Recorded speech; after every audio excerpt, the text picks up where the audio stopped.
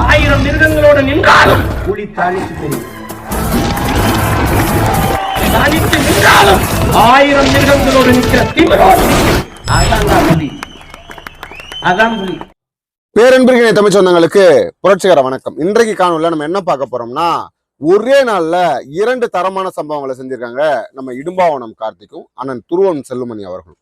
2 பேருமே ஒரே நாள்ல செஞ்சிருக்காங்க. மிரட்டி விட்டுருக்காங்கன்னு வச்சுக்கோங்களேன். இதுக்கு முன்னாடிலாம் நாம ஒரு பொதுக்கூட்டம் நடத்த போறோம். ரொம்ப கஷ்டப்பட்டு கொடி நட்டு பதாகை வச்சு நம்ம ஒரு பொதுக்கூட்டத்தை ஏற்பாடு பண்ணோம்னா, ஒண்ணு இந்த திமுகவில் இருக்கக்கூடிய உடன்பிறப்புகள் குடியை போட்டு சரக்கு அடிச்சுட்டு வந்து நின்றுட்டு நம்மளை பொதுக்கூட்டம் நடத்த விடாத அளவுக்கு மேடையில் ஏறி சண்டை போடுறது, எதிரில் நின்று குரல் கொடுக்கறது, பயங்கரமான அலப்பறைகளை பண்றது, நீங்க பொதுக்கூட்டம் நடத்தக்கூடாது அப்படின்னு சொல்லி நம்மளுக்கு பிரச்சனை கொடுப்பாங்க. இல்ல இன்னொரு பக்கம் என்ன பண்ணுவாங்க, அந்த பகுதியில் இருக்கக்கூடிய செல்வாக்கு மிக்க அரசியல்வாதிகள் காவல்துறைக்கு பெரும் அழுத்தத்தை கொடுத்து காவல்துறை மூலமாக காவல்துறை ஒரு ஏவல் துறையாக மாறி நேரா இங்க பதாகை வைக்கக்கூடாது, இந்த இடத்துல பொதுக்கூட்டம் நடத்தக்கூடாது, நீங்க அனுமதியே பெற்றிருந்தாலும் திமுகவை பத்தி பேசக்கூடாது, அதிமுகவை பத்தி பேசக்கூடாது, நீங்க இந்த கருத்தெல்லாம் பேசக்கூடாது, நம்மளுக்கு ஏகப்பட்ட ரூல்ஸ் அண்ட் ரெகுலேஷன் எல்லாம் போடுவாங்க. இதுக்கு முன்னாடி நாம் தமிழ் கட்சி இதெல்லாம் கேட்டுட்டு அடங்கி போகும். மேடையில் ஏறி சண்டை வாங்கும் போது வேற வழி இல்லாம அமைதியா போகும். நம்ம ஏன்னா வலிமை குறைவா இருக்கும். ஆனா இன்னைக்கு ஒரே நாள்ல 2 இடத்துல ஒரு பக்கம் காவல்துறையை ஓட ஓட விரட்டி இருக்கார் அண்ணன் துருவன் செல்வமணி அவர்கள். திமுக காரனை பொடரிலே அடிச்சு விரட்டி இருக்கார் நம்ம இடும்பாவனம் கார்த்தி அவர்கள். முதல்ல அண்ணன் துருவன் செல்வமணி அவர்கள் செய்த சம்பவத்தை பார்ப்போம்.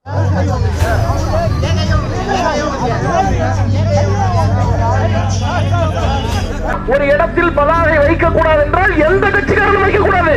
எங்களை சும்மா விட்டா நாங்க கூட்டம் பேசிட்டு மக்கள்கிட்ட அரசியல் கருத்துக்களை சொல்லிட்டு இந்த இடத்தை காலி பண்ணிட்டு போயிட்டு எங்களுடைய தம்பிமார்கள் இந்த பகுதியினுடைய பொறுப்பாளர்கள் காவல்துறையிடம் முறையாக முன்பே அனுமதி வாங்கி இருக்கிறார்கள்.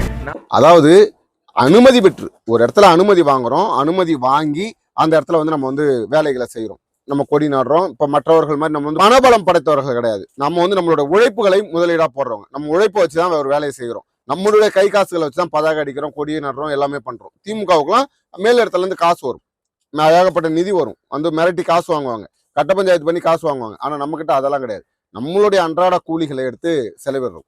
அப்படி அனுமதி பெற்று பதாகை வச்சு பொதுக்கூட்டம் நடத்த போனா, இந்த இடம் ஏற்கனவே அனுமதி பெற்றாச்சு, இந்த இடத்துல நீங்க நடத்தக்கூடாது, இங்க இருந்து காலி பண்ணிட்டு வேற இடத்துக்கு போங்க அப்படிங்கிறது. இந்த இடத்துல பதாகை வைக்கக்கூடாது, பதாகை வைப்பதற்கு அனுமதி கிடையாதுங்கிறது. இந்த மாதிரி ஏகப்பட்ட சிக்கல்களை காவல்துறை கொடுத்துட்டு இருக்கு. அனுமதி ஏற்கனவே கொடுத்துருக்கு, இந்த இடத்துல அனுமதி ஏற்கனவே கொடுத்தாச்சுப்பா, இந்த இடத்துக்கு அனுமதி இல்லைன்னா திரும்ப ஏன் அனுமதி கொடுக்குறீங்க? நாம் தமிழ் கட்சி தான் முதன்மையா அனுமதி வாங்குது. ஆனால் திமுகவிற்காக நாம் தமிழ் கட்சியின் பதாகை எடுங்க, பொதுக்கூட்டம் நடத்தாதீங்க அப்படிங்கிற அழுத்தத்தை கொடுக்குறது. அண்ணன் துருவன் செல்வமணி அவர்கள் மிரட்டலாவே சொல்லியிருந்தார், மிரட்டி விட்டுருக்காரு. காவல்துறை ஒழுங்கா உங்க வேலையை பார்த்தீங்கன்னா நாங்க எங்க வேலையை பார்த்துட்டு போவோம், நாங்க அமைதியா வந்தோம், அரசியல் கருத்தை பேசணும், போனோம்னு போவோம். நீங்க இந்த மாதிரிலாம் பேசிட்டீங்கன்னா உங்களை உரிச்சு உப்பு கண்டம் தடவிடுவோம் அப்படின்னு சொல்லி மிரட்டி விட்டுருக்காரு.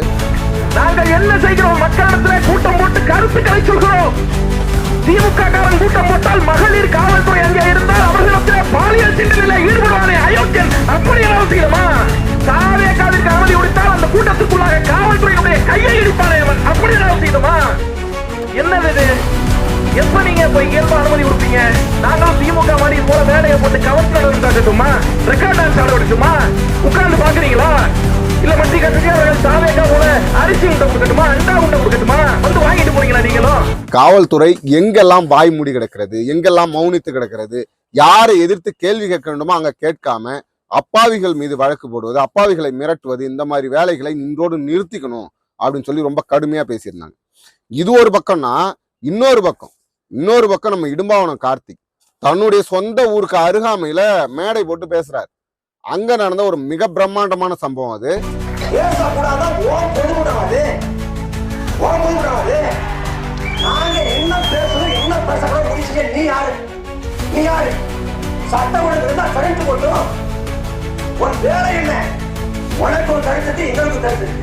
நானும் கருத்து சொல்றேன், எனக்கு முரண்பாடா இருக்கு, முரண்பாடு இல்லைன்னா நாளைக்கு பொதுக்கூட்டம் போட்டு பேசு, தமிழை பிரச்சனை போகுது.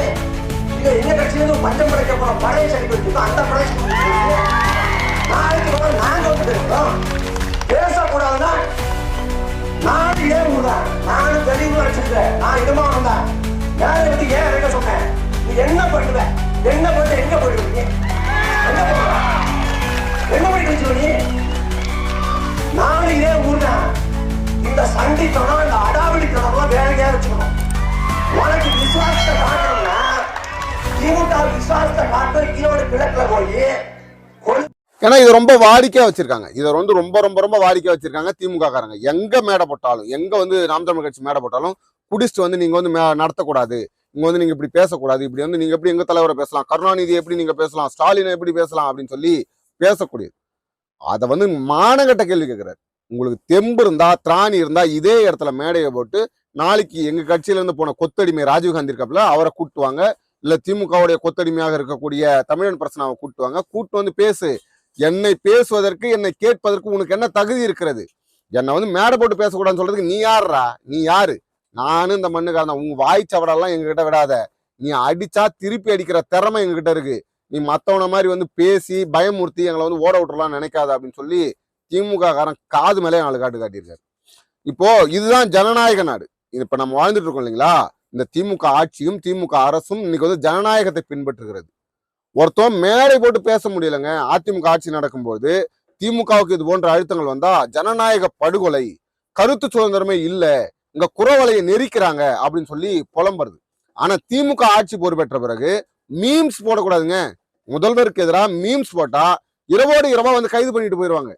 ஒரு மீம்ஸ் கூட போடுறதுக்கு இந்த தமிழ்நாட்டுல சுதந்திரம் கிடையாது.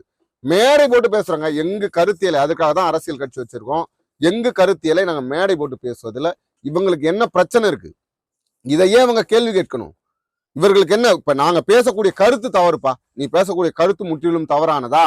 மறுநாள் மேடை போட்டு, அதே இடத்துல மேடை போட்டு நாம் தமிழர் கட்சி பேசிய கருத்து தவறு, நாங்கள் சரியான பாதையில பயணிச்சுட்டு இருக்கோம், நாங்க சரியான வேலைகளை செய்துட்டு இருக்கோம், எங்களுக்கு வந்து தவறுன்றது எதுவுமே கிடையாது, நாங்க தான் இந்த மண்ணுக்கானவர்கள் அப்படின்னு சொல்லி பேசுங்க.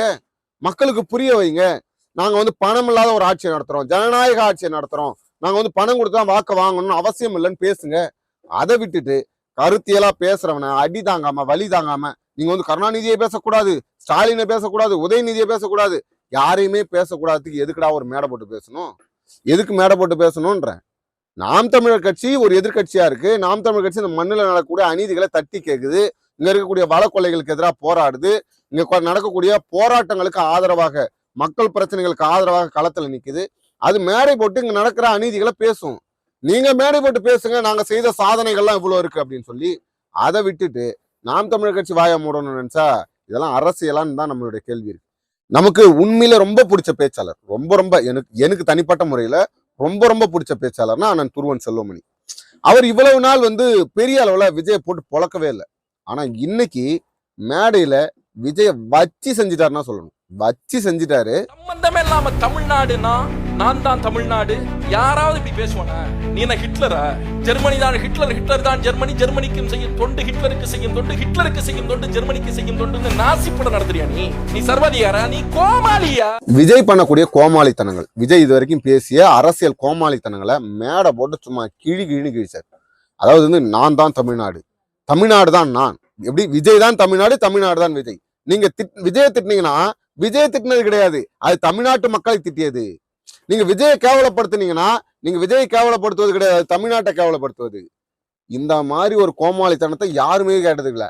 அதை தான் அண்ணன் துருவன் செல்வமணி அவர்கள் இந்த மாதிரிலாம் கோமாளித்தனம் பண்ணிட்டு இருக்கியே, நீ என்ன ஜெர்மனியில இருக்கியா? ஜெர்மனியில தான் ஹிட்லரை பேசினா ஜெர்மனியை பேசுனது, ஜெர்மனியை பேசினா ஹிட்லரை பேசுனது, ஹிட்லருக்கு சேவை செஞ்சா ஜெர்மனிக்கு சேவை செஞ்சது, ஜெர்மனிக்கு சேவை செஞ்சா ஹிட்லருக்கு சேவை செஞ்சதுன்னு ஒரு கோட்பாடு இருந்தது. அதை தாங்க கட்டமைக்க முயற்சி பண்றியா? நீ அவ்வளோ பெரிய ஆளா? தமிழ்நாட்டுல சரி, நீ தான் தமிழ்நாடு, தமிழ்நாடு தான் நீ. இந்த 4.5 ஆண்டு காலத்துல தமிழ்நாட்டு மக்கள் எண்ணற்ற அவதிப்படுறாங்க. நீ என்ன அவதிப்பட்ட? தமிழ்நாட்டு மக்கள் தினசரி போராட்டம் நடத்துறாங்க. இந்த மண்ணுக்கும் மக்களுக்கும் அழிவு ஏற்படுது, இங்க வந்து சொன்ன வாக்குறுதிகளை திமுக நிறைவேற்றல, நாங்க வந்து வாழ்வாதாரத்தை இழந்துடுறோம் அப்படின்னு சொல்லி துப்புரவு பணியாளர்கள் ஒரு பக்கம் இறங்கி போராடுறாங்க, ஆசிரியர்கள் ஒரு பக்கம் இறங்கி போராடுறாங்க, மாணவர்கள் ஒரு பக்கம் இறங்கி போராடுறாங்க. இவர்கள்லாம் தமிழ்நாட்டு மக்கள் தான், தமிழ்நாட்டுல தான் நடக்குது. ஆனா அதற்கெல்லாம் வாய் மூடி மௌனித்து பனையூர்ல படுத்து தூங்கிட்டு இப்ப வந்து நான் தான் தமிழ்நாடு, தமிழ்நாடு தான் நான் அப்படின்னு சொன்னா இதை எப்படி ஏற்பது அப்படிங்கிறாரு. அது மட்டும் இல்லாம ஒரு படி மேல போய் சொல்றாரு, திமுகவை விட பாஜகவை விட மிக அழிவுகரமான சக்தி இந்த விஜய் சக்தி, இந்த தமிழக வெற்றி கழகம். இவர்கள் தீய சக்தி தூய சக்தி எல்லாம் கிடையாது, இது ஒரு அழிவு சக்தி.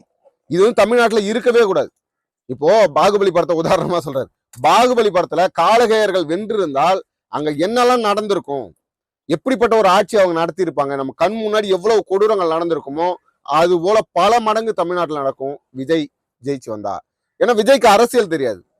விஜய் இந்த அரசியலை என்னன்னு புரிஞ்சுக்கிறது கிடையாது. அவருக்கு மனசுக்குள்ள ஒரு படத்துல சந்தானத்துக்கிட்ட சொல்லுவாங்கல்ல, அவனுடைய ஆள் மனசுல போயிட்டு யாரும் அவனை டாக்டர்னு சொல்லிட்டாங்க, அதனாலதான் அவன் டாக்டர்னு சுத்திட்டு இருக்கான் அப்படின்ற மாதிரி விஜயோட ஆள் மனசுல போயிட்டு யாரோ நீங்க தான் அடுத்த சிஎம் சொல்லிட்டாங்க, நீங்க தான் வெல்ல போறீங்கன்னு சொல்லிட்டாங்க. அது அவர் மனசுல படிஞ்சு நான் தான் சிஎம், நான் தான் சிஎம், நான் தான் சிஎம். இந்த ஜோக்கர் படத்துல வந்து அந்த கதாநாயகன் இருப்பார்ல, நான் தான் ஜனாதிபதி, உங்களுக்கு என்ன வேணும், ஆட்டுக்கு அடிபட்டுருச்சா வாங்க செக் எழுதி கொடுக்குறேன், நான் தான் ஜனாதிபதி, நான் தான் வந்து ரூல்ஸ் போடுவேன் அப்படின்னு வரல. அதற்கு இணையாகத்தான் இன்னைக்கு விஜய் நடந்துட்டு இருக்கு. நான் தாங்க அடுத்த முதலமைச்சர், நான் தான் முதலமைச்சர், எனக்கு தான் எல்லாமே தெரியும், நான் தான் வந்து தமிழ்நாட்டை ஆள போறேன், திமுகவை வீழ்த்தக்கூடிய சக்தி என்கிட்ட மட்டும்தான் இருக்கு அப்படின்னு சொல்லி சுத்திட்டு வராப்புல. இந்த பைத்தியத்தை தெளிய வைக்க முடியுமானா உறுதியா தெளிய வைக்க முடியாது. ஏன்னா அவருக்கு ஆள் மனசுல படிஞ்சிருச்சு. இப்போ மக்கள் மேற்கொண்டு இவரை வெற்றி பெற வச்சோம்னா இந்த தமிழ்நாடு அதல பாதாளத்துல போறதுல சுடுகாடா மாறிடும். ஆட்சிக்கு வர்றதுக்கு முன்னாடியே 50 கணக்கு தொடுது.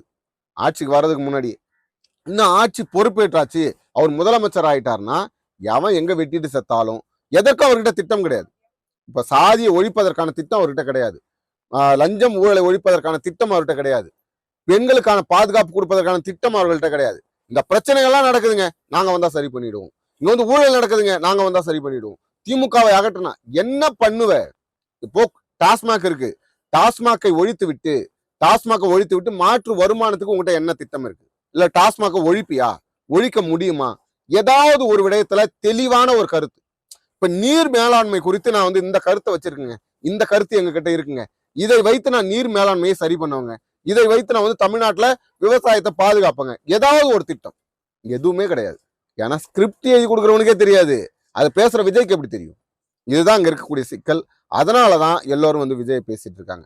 உண்மையிலேயே இது போன்று இதுக்கப்புறம் வந்து திமுக காரங்க வந்து வாய் சவடால் விடுறது, காவல்துறை வந்து ஏவல் துறையா மாறி நாம் தமிழர் கட்சிக்கு ஒரு நெருக்கடியை கொடுக்கலாம், இது வந்து நாம் தமிழர் கட்சி அடைக்கலாம் ஒடிக்கலாம் நினைக்கிறது உங்களுக்கு பேராபத்து. காவல்துறைக்கும் சேர்த்து தான் நாம் தமிழர் கட்சி போராடிக்கிட்டு இருக்கு, காவல்துறைக்கும் சேர்த்து தான் ஆட்சி வரவே நாம் தமிழர் கட்சி கொடுத்துட்டு இருக்கு. நீங்கள் நாம் தமிழர் கட்சி வென்றா இதுவரைக்கும் வாழாத ஒரு வாழ்வை நீங்க வாழ முடியும். காவல்துறையில மன உளைச்சல் இல்லாம சுதந்திரமான ஒரு வாழ்க்கையை உங்களால வாழ முடியும், சுதந்திரமான ஒரு பணியை உங்களால செய்ய முடியும். அதை விட்டுட்டு ஆட்சியில் இருக்கிறவங்க சொல்றதெல்லாம் கேட்கணும்னு நினைச்சீங்கன்னா உங்களுக்கு எதிராகவும் நாம் தமிழர் கட்சி காலத்தில் இறங்கி போராடும். நீங்க அதையெல்லாம் சமாளிக்க முடியாது. அடுத்தது ஒரு காணொலியில் உங்களை சந்திக்கும் வரை உங்களிடம் விடைபெறுவது உங்கள் அன்பழகன். நன்றி.